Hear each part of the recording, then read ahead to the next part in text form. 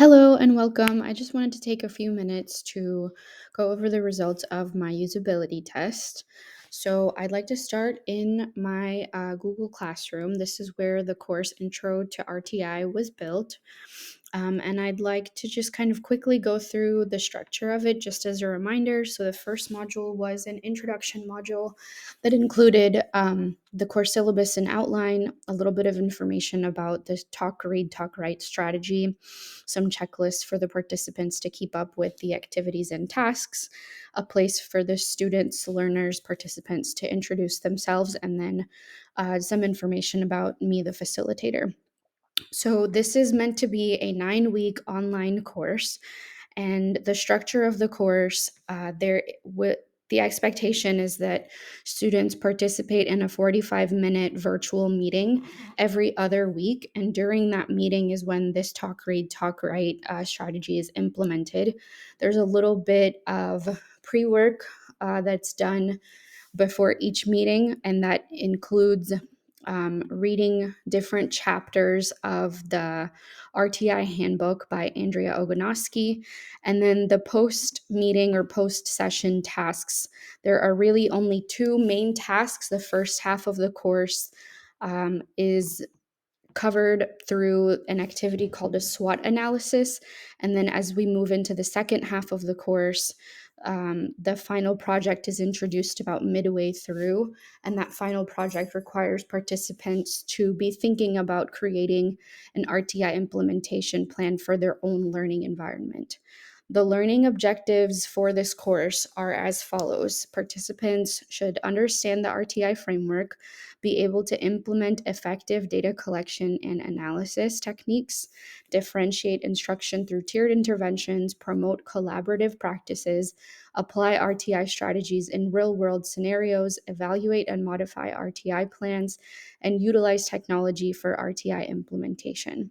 This course was initially created for K through 5 educators because this manual by Andrea Ogonoski is specifically created for grades K through 5, but she does have another published work that covers RTI in secondary schools. So this course can easily be adapted for secondary educators as well. And it can also be adapted to be a full day professional learning experience instead of a 9-week online course. So, with that background, I would like to talk a little bit more about the participants that I chose to look through this course for me, and I was dependent on their feedback to make any changes. So, unfortunately, my current situation is that I am actually in the middle of relocating. And so I had to step out of my position that I've been in for the past year, and I was not able to complete the usability test with my project stakeholders. Instead, I did share this course and this feedback form that I'm going to review with you with 7 other participants, of whom one is a teacher. One is an instructional coach, and then we have other various professional backgrounds. And to me, it was helpful actually to have people outside of education take a look at this course, because my perspective is that if there are people outside of education who are giving me positive feedback on the navigation of the course, on the content of the course, then I would think that it will be even easier for those within education to navigate the content of the course. So the questions in this feedback form are as follows. The first was whether the course syllabus and outline clearly indicates the main goal of the course. And per the feedback from the 7 usability testers, it looks like I'm at 85.7% for the top rating, and I have one response where I received a 4 out of 5. It looks like the learning objectives outlined in the course syllabus will be met by the end of the 9 weeks, that the structure and organization of the course is clear, that mostly participants are given adequate resources to complete discussions, activities, and projects, that participants are given choice throughout the assignments and activities of the course. And it looks like there's a little bit of improvement that can be made here. And I will work over the next few weeks to maybe adjust the assignments and activities within the course so that choice can be increased a little bit more. It looks like participants are encouraged to take ownership of their learning, and they are provided opportunities to share their voice throughout the course. They get to engage in authentic learning opportunities. And the specific comments that were shared are as follows: that the resources that are provided are well selected, that students get a chance to know each other. There is a section towards the bottom of the course where I provided extra professional learning resources.